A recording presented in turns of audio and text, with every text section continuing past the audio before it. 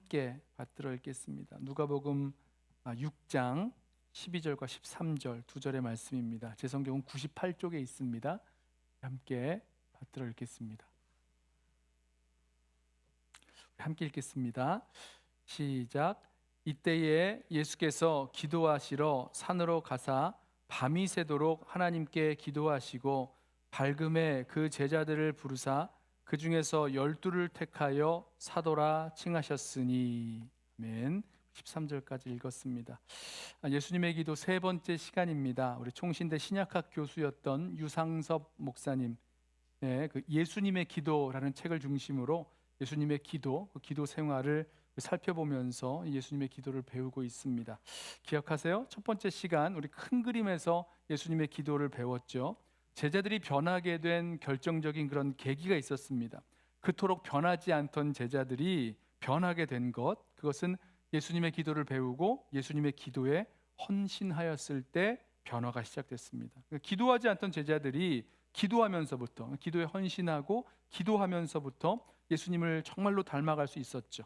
저와 여러분에게도 마찬가지입니다. 우리가 예수님 닮고 예수님 따라 살아가는 제자라고 한다면 그 제자의 길에 있어서 우리가 놓치지 말아야 할 것이 있는데, 놓치지 말아야 할 것이 아니라 가장 먼저 닮아가야 할 것이 있는데, 그것이 바로 예수님의 기도다 말씀을 드렸어요. 예수님의 기도를 닮은 그런 기도 생활 없이 우리가 예수님을 닮아간다 이렇게 말할 수 없지요.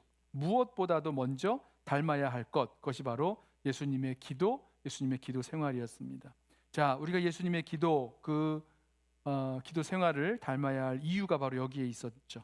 누가복음에서 예수님께서 기도하신 그 첫 모습은요, 세례를 받으시고 기도하실 때였습니다. 공생애를 시작하시면서 하신 그 예수님의 그 첫 기도의 응답으로 하늘이 열리고 성령이 비둘기같이 내리고 또 하나님께서 너는 내 사랑하는 아들이다, 내가 너를 기뻐하노라 말씀하셨죠.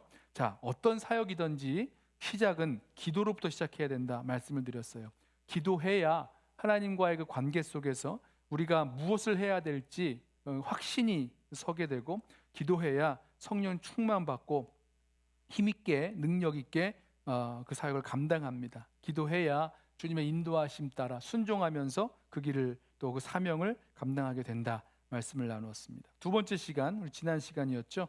예수님의 기도는 한적한 곳에서 기도하시니였습니다. 예수님의 기도는요, 일회적인 기도가 아니었다. 문법적인 얘기를 좀 나눴어요. 일회적인 기도가 아니었다. 그러니까 습관적인 기도 생활, 반복적인 기도 생활이었다 말씀을 나눴습니다. 그러니까 예수님의 기도는요, 생활이요, 또 삶의 리듬이라고 보시면 됩니다. 그러니까 기도 생활이, 이 삶의 리듬이 있는 이 기도 생활이 무엇보다도 앞서는 우선순위셨어요. 심지어 예수님의 그 사역보다도 앞서는 것이 무엇이었습니까? 기도였습니다. 기도가 먼저였어요. 기도가 우선이셨습니다. 이게 예수님의 기도였습니다. 왜냐하면 예수님의 기도는 하나님 아버지와의 교제, 사귐이었기 때문입니다. 예수님께 기도는요, 어떤 목적을 위한 수단이 아니었습니다. 하나님께 나아가는 교제요, 사귐이요, 나눔이요, 이것이 목적이 되었기에 언제 어떠한 상황에서도 기도하실 수 있었다 말씀을 나누었죠. 우리가 때로는 일이 너무너무 잘 돼서 바쁘고 힘들고 아주 너무너무 잘 돼서 정신없이 바쁠 때, 그때에도 한적한 곳으로 물러나와 하나님 아버지께 기도할 수 있다는 것, 이것이 바로 예수님의 기도죠. 또 반대로 너무너무 힘든 상황에서 아무것도 하고 싶지 않고 다 때려치고 싶고 아무 힘도 나지 않을 때, 그때에도 하나님께로 나아가 예수님처럼 기도할 수 있게 되는 게 바로 여기에 담겨 있는 거죠. 한적한 시간과 장소를 찾아 아버지께 기도하신 그 주님의 기도를 배우고, 우리도 주님을 따라 주님과 함께 할 수 있는 그런 한적한 시간과 장소에서 주님과 사귀며 교제하는 기도의 우선순위를 둘 때 기도의 습관도, 기도의 리듬도 생기고, 또 언제 어디서나 어떤 상황에서도 기도의 우선순위를 두고 주님과 사귀면서 교제하면서 기도할 수 있게 될 것입니다. 자, 오늘은요, 세 번째 시간인데요, 오늘 말씀해 보면 밤이 새도록 하나님께 기도하시고 라고 나옵니다. 예수님이 밤이 새도록 하나님께 기도하셨다. 자, 이 모습을 보면요, 우리가 얼른 드는 생각이 있죠. 우리도 예수님처럼 밤새도록 철야 기도를 하자는 말이구나, 이렇게 생각하실 분도 계실 것 같고, 밤이 새도록 이거 오래 기도해야 된다, 이렇게 생각하실 분도 있을 것 같고, 아니면 소위 영빨이라 그러나요? 밤에 기도해야 되는 거구나, 이렇게 생각하실 분도 계실지 모르겠습니다. 그렇지 않죠. 밤을 샐 수도 있고 아니 셀 수도 있고, 밤을 샐 정도로 긴 시간이 될 수도 있고 길지 않을 수도 있습니다. 또 밤에 기도할 수도 있고 아닐 수도 있는 거죠. 자, 산에서 밤을 새워 기도하신 예수님의 기도의 이 포인트는요, 겉으로 보이는 기도의 방식이나 어떤 기도의 시간, 기도의 길이에 있는 것은 아닙니다. 자, 어디에 그 포인트가 있는가? 오늘 말씀을 통해서 좀 나눠보겠습니다. 이 산에서 밤을 세우신 예수님의 기도는요, 예수님께서 12제자를 사도로 택하시기 전에 하신 기도였습니다. 예수님의 12제자 선택에 대한 그 기록은요, 마태복음, 마가복음, 누가복음 모두 다 나오는데, 그 중에서 이 누가복음만이 많은 사람들 가운데 12제자를 택하셔서 사도로 세우신 그 과정을 보여주고 있습니다. 그러니까 누가는 예수님께서 12제자를 택하여 사도로 세우신 이 사건이 예수님께서 산에서 기도하셨던 그 철야 기도와 연결시키고 있어요. 예수님은 그 기도의 결과로 이 12제자를 사도로 택하여 세우신 거죠. 자, 마태복음을 보면 12제자를 부르신 것을 이렇게 말씀하죠. 마태복음 10장 1절입니다. 예수께서 그의 12제자를 부르사 더러운 귀신을 쫓아내며 모든 병과 모든 약한 것을 고치는 권능을 주시니라. 또 마가복음을 보면 마가복음 3장 13절에 또 산에 오르사 자기가 원하는 자들을 부르시니 나아온지라. 마태복음과 마가복음은 그냥 단순하게 예수님께서 12제자를 사도로 부르셨다고 말씀을 하고 있죠. 조금 울리나요? 사도로 부르시는 것을 이제 단순하게 이렇게 부르셨다고만 말씀하고 있는데, 그 예수님께서 제자들을 사도로 세우시는 그 12제자를 사도로 세우시는 그 과정에 무엇이 있었는지를 기록하고 있지 않습니다. 누가복음에 기록하고 있는 거죠. 오늘 말씀 다시 한번 읽어볼까요? 이때에 예수께서 기도하러 산으로 가사 밤이 새도록 하나님께 기도하시고 밝음에 그 제자들을 부르사 그 중에서 12를 택하여 사도라 칭하셨으니. 자, 위에 제가 이제 말씀드렸던 그 병행 구절에서 보듯이 마태복음과 마가복음에는 예수님께서 12제자들을 선택하시기 전에 집중적으로 기도하셨다는 그 기도의 내용이 나오지 않습니다. 오직 누가복음에서만 예수님께서 밤새도록 기도하시고 날이 밝은 후에 제자들을 부르셨다, 이렇게 말씀하고 있죠. 12절에 기도를 두 번 언급하죠. 한 번은 예수님께서 기도하기 위하여 산에 올라가셨다. 또 두 번째는 예수님이 밤새도록 기도하셨다, 이렇게 말씀합니다. 자, 여기서 12절 말씀에 밤이 새도록 하나님께 기도하시고 라는 이 부분을 좀 주목해 보시기 바랍니다. 그러니까 이것을 헬라어 문장을 그대로 직역을 해보면 이렇습니다. 그는 하나님의 기도 안에서 밤을 지새우고 있었다. 자, 하나님의 기도 안에서 밤을 지새우고 있었다. 이게 무슨 말일까요? 하나님의 기도 안에서 밤을 지새우셨다, 이 표현 말입니다.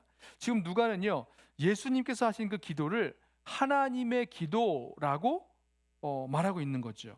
하나님의 기도라는 이 표현은요, 누가복음에만 나오는 표현인데요, 이 말이 성부 하나님께서 기도하셨다는 말은 아닙니다. 기도는 기본적으로 하나님께, 성부 하나님께 하는 것이 기도잖아요. 신약 성경에서 여기만 나오는 이 하나님의 기도라는, 그리고 그 하나님의 기도 안에서 밤을 지새우셨다라는 이 표현을 통해서요, 이 누가가 의도하고 있는 바가 있죠. 그러니까 예수님이 하신 기도는 하나님 아버지께 사로잡혀 있었던 기도였다. 무슨 말씀이냐면, 예수님께서 기도하실 때 자기가 원하는 대로 했던 그런 기도가 아니라 하나님 아버지를 목적으로 삼아 하나님 아버지께 사로잡혀 하셨던 그 기도였다라는 것입니다. 자, 이 하나님의 기도가 무엇이었는지, 예수님이 하셨던 그 하나님의 기도가 무엇이었는지를 좀 알기 위해서 본문에 나오는 그 상황을 좀 주목해 보려고 하는데요, 먼저는 예수님께서 기도하러 산에 올라가신 그 배경, 그리고 그 기도하셨던 그 시간, 그리고 마지막으로 기도의 내용을 한번 살펴보겠습니다. 하나씩 살펴볼까요? 첫째로 예수님께서 기도하러 산에 올라가신 배경입니다. 12절을 시작할 때에 이때에라고 시작하는데, 자, 누가는 예수님이 그 산상 철야 기도를 하신 그 상황을 염두에 두고 있는 것을 알고 있습니다. 우리말로는 이때에라고 한 단어처럼 짧게 번역되었는데요, 직역을 해보면, 원어를 지역해 보면 이러한 날들 가운데가 됩니다. 그러니까 누가가 예수님께서 산상철야 기도를 하러 올라가신 그 무렵에 어떤 상황을 염두에 두고 있었다는 거죠. 자, 이때 즉 예수님께서 산상철야를 하신 그때의 상황은요, 오늘 본문 앞에 나오는 사건들을 통해서 알 수 있습니다. 예수님께서 이 산으로 기도하러 올라가셨던 그때는 예수님을 향한 적대와 반대가 굉장히 고조되고 있었던 때, 그래서 예수님을 심지어 죽이려고 하던 그 논의가 시작된 때였습니다. 한 안식일에 예수님의 제자들이 밀밭 사이로 지나가다가 이삭을 잘라서 비벼 먹었습니다. 그래서 이를 본 바리새인들이 안식일에 하지 말아야 할 일을 했다라고 하면서 비판하죠. 예수님은 다윗이 제사장만 먹게 돼 있었던 그 진설병 먹었던 것을 말씀하시면서 인자는 안식일의 주인이니라 말씀하셨죠. 자, 이 바리새인들이 안식일을 어겼다 그랬을 때 그것을 반박하셨으니까 이 반박당한 이 바리새인들의 심기가 분명히 불편했을 거예요. 그래서 다른 안식일이 되자 이번에는 이 서기관과 바리새인들이 예수님을 노리고 안식일을 범하는지 안 범하는지 이것을 좀 엿보고 있었습니다. 그래서 이것을 안식일을 어기면, 범하면 이걸 가지고 율법에 따라 고발하려는 의도를 가지고 있었죠. 자, 그런데 예수님이 이걸 먼저 아시고 예수님 물으세요. 안식일에 선을 행하는 것과 악을 행하는 것 뭐가 옳으냐? 생명을 구하는 것과 죽이는 것 뭐가 옳으냐? 라고 물으십니다. 뭐가 옳죠? 선을 행하는 것, 생명을 살리는 게 옳잖아요. 그리고 예수님은 그들이 보는 눈 앞에서 그 한쪽 손 마른 자를 고쳐 주셨습니다. 자, 이걸 본 서기관들과 바리새인들이요, 화가 머리끝까지 오릅니다. 그리고 예수를 어떻게 처리할지 논의했다라고 말씀하죠. 6장 11절, 오늘 본문에 바로 앞에 나올 말씀입니다. 그들은 노기가 가득하여 예수를 어떻게 할까 하고 서로 의논하니라. 자, 그리고 이어지는 것이 오늘 본문이에요. 자, 이때에, 이게 언제냐면 예수님은 자신을 향한 분노와 적대감이 고조되었을 때 기도하시기 위하여 산으로 올라가셨다는 거예요. 물론 이 전에서도 보면 5장부터 바리새인들과 유대 종교 지도자들이 예수님의 행동을 문제 삼고 있었습니다. 그러니까 예수님께서 이 들것에 실려온 중풍병자에게 뭐라고 말씀하셨냐면 병을 고치시기 전에 죄 용서를 받았다, 죄 용서를 선언하셨어요. 그랬더니 이것이 신성모독이라고 분개를 했죠. 또 예수님께서 이 세리와 죄인들과 함께 식사하고 잔치에 참여하는 것을 문제 삼기도 했습니다. 그렇게 예수님에 대하여 반대가 막 일어나고 있는 상황에서 예수님이 드러내놓고 안식일에 병자를 고치셨어요. 이걸 가지고 바리새인들과 서기관들이 분노하면서 예수님을 어떻게 제거할 것인가, 어떻게 죽일 것인가 의논하기에 이르렀죠. 마가복음 보시면요, 이 어떻게 죽일까 의논하기 시작을 합니다. 자, 예수님은 바로 이렇게 위협적인 상황 속에서 기도하기 위하여 산으로 가셨다라는 거죠.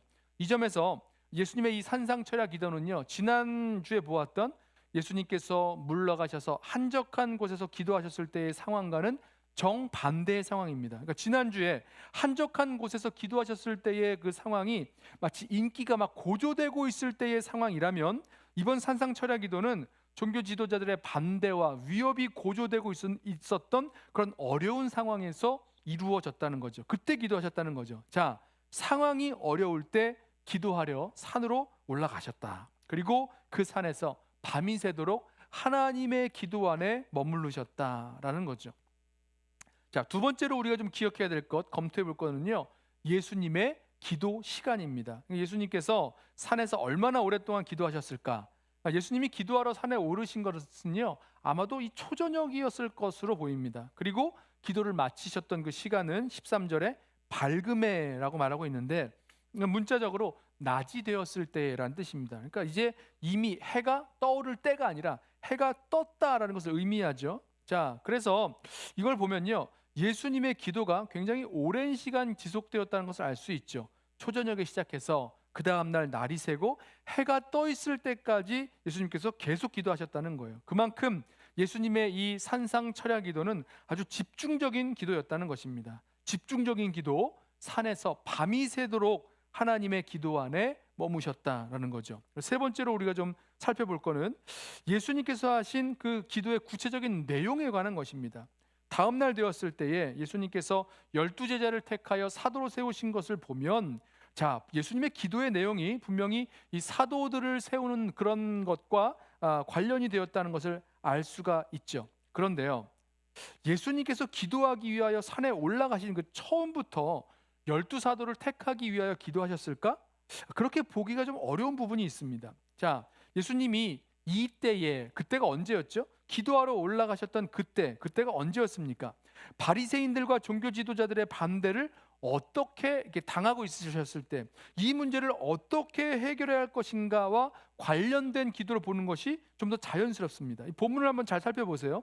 예수님을 향한 분노와 적대감이 고조되고 있었고, 예수님을 죽이려 하던 그때에 기도하러 올라가신 예수님이 기도를 마치시더니 갑자기 제자들 중에서 12를 택하여 사도로 세우신 이야기가 이어져 나오는 겁니다. 그러니까 앞에 나온 그 상황을 좀 살펴보자면, 예수님의 기도는 예수님을 죽이려는 적대감이 높아졌던 그때에 이 어려운 상황 속에서 이 문제를 놓고 기도가 시작되었다는 것을 볼 수가 있죠. 그리고 그 기도가 계속 진행되는 과정 속에서 예수님의 그 기도의 내용과 방향이 처음에 예수님이 의도하셨던 방향과는 다르게 흘러갈 수 있었다는 것입니다. 그래서요, 예수님의 이 기도를 앞에 말씀드린 이유가 있습니다. 이것이 하나님의 기도라고 말하고 있는 그 이유가 바로 여기에 있는 거죠.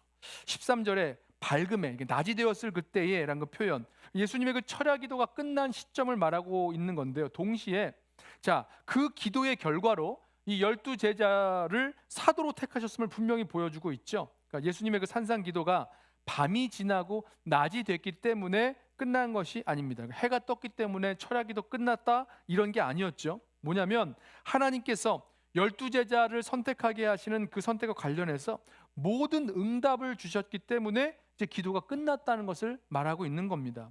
자, 만약에 이 한낮이 되었더라도 하나님께서 이 문제에 대해서 충분한 응답을 주시지 않았다면 예수님의 기도는 더 오래 진행될 수 있었다는 거죠.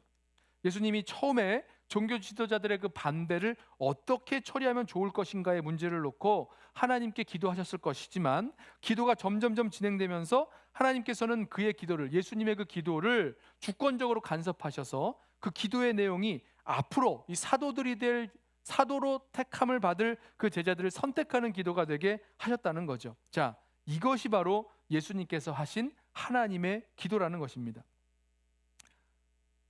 하나님 아버지께서 인도하시는 그 기도 가운데 예수님은 몇 명의 제자를 선택해야 될 것인가, 뭐 한 명인가, 그러니까 사도로 택할 때 한 명인가 두 명인가 12명 택하시잖아요.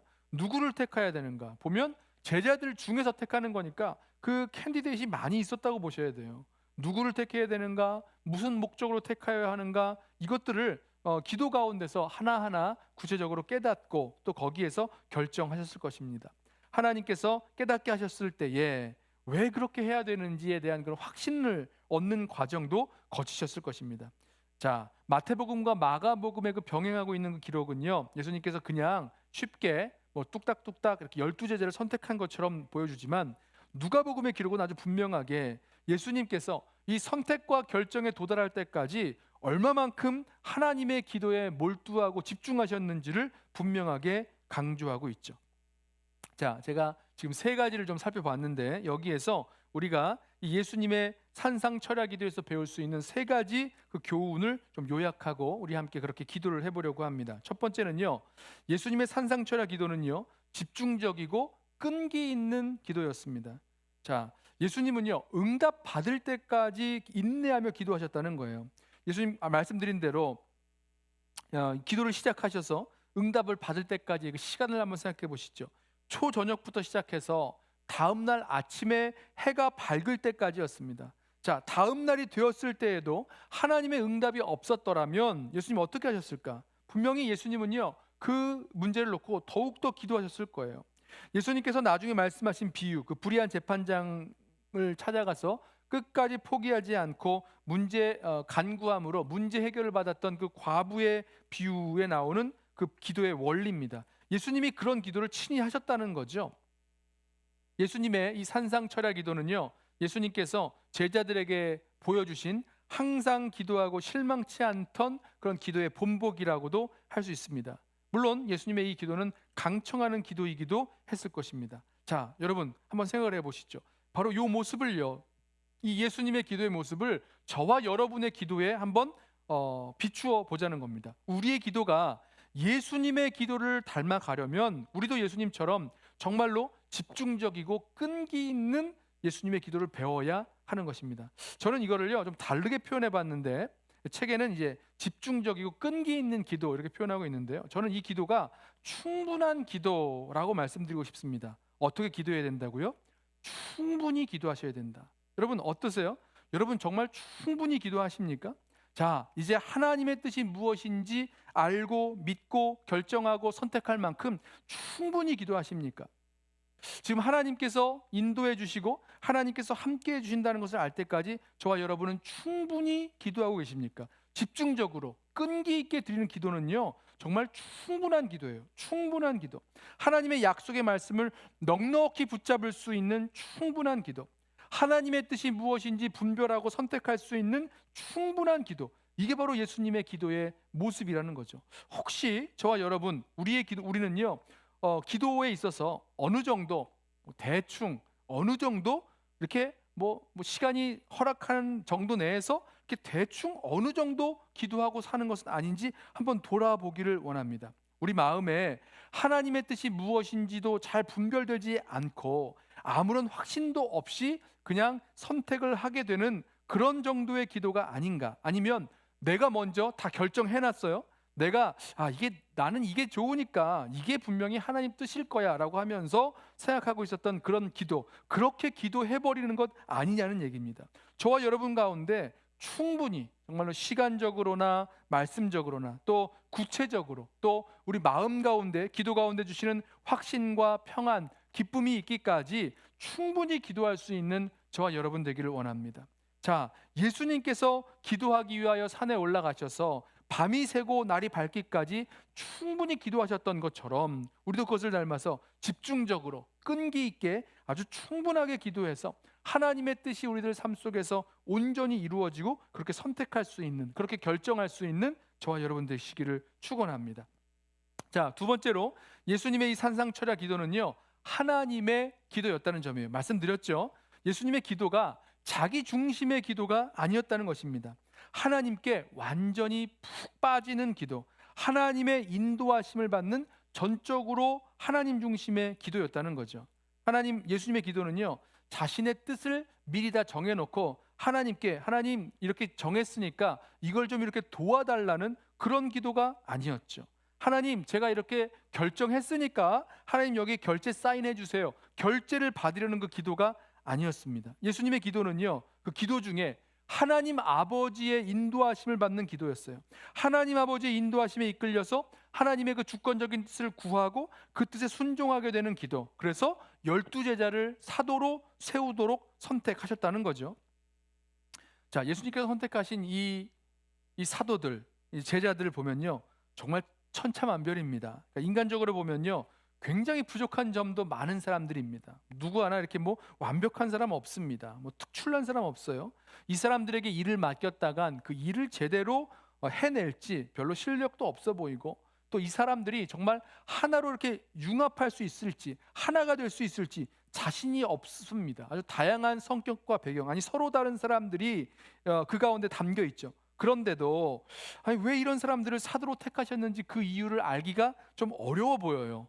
무슨 일에서든지 먼저 나서지 않고는 성질을 참지 못하는 베드로, 계산이 빨랐던 빌립, 또 의심 많았던 도마, 부자였던 세리 마태, 자기 힘으로 문제를 해결해 보려는 열심당원 시몬, 또 반대로 배반자가 되었던 가룟 유다까지.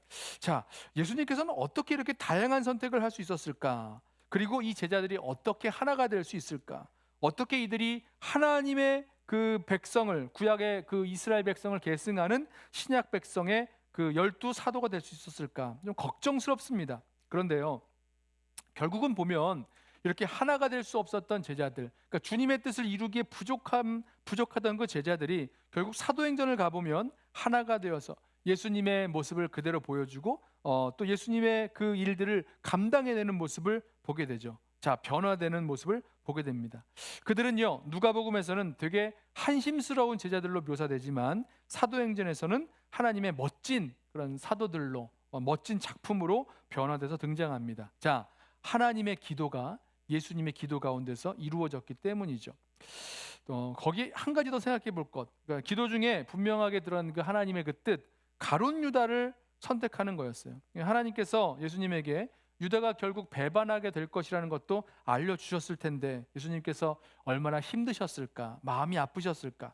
자, 예수님이라고 그 12제자 중에서 이 가룟 유다를 뽑는 것, 이게 하나님 이 가룟 유다 대신에 다른 사람을 뽑으면 안 됩니까? 아니 우리 나중에 뽑히는 그 마트리아 같은 제자가 있었잖아요. 그러니까 12제자 중에 이 가룟 유다를 하나로 뽑지 않고 싶은 마음이 없었을까? 하지만 여러분 보십시오. 유다를 택하는 것도 결국은 하나님의 큰 뜻 안에 담겨 있는 하나님의 뜻이었죠. 예수님과 관련된 성경의 예언을 성취하기 위한 것이었기에 예수님께서는 기꺼이 이 가룟 유다를 선택하는 것에서도 순종하셨다는 것입니다. 자, 다 드리는 말씀이 이거예요. 예수님의 기도가 자기가 원하는 대로 자기의 뜻을 이루려는 그런 기도가 아니라 하나님의 기도, 하나님의 뜻에 순종하고 하나님의 영광을 위하여 자기 자신을 올려드리고 또 하나님을 기쁘시게 해드리려는 그런 기도였다는 것입니다. 바로 거기에 힘쓰는 기도였다는 거죠. 이 하나님의 기도를 통해서 하나님의 선하시고 온전하시고 기뻐하시는 뜻을 분별하게 되는 거죠. 자, 저와 여러분이요, 여기에서 우리의 기도가 예수님의 기도를 닮아가야 할 때 바로 이 하나님의 기도로 나아가기까지 기도해야 된다는 것입니다. 예수님의 그 기도가 변했다는 것을 제가 좀 말씀을 드렸죠. 자, 하나님의 기도로 기도할 때까지, 그러니까 하나님의 뜻이 이루어지고 하나님의 마음에 합한 기도가 되고 하나님을 기쁘시게 해드리는 기도구나라고까지 확신하는 그 자리까지 기도하며 나아가야 될 것입니다.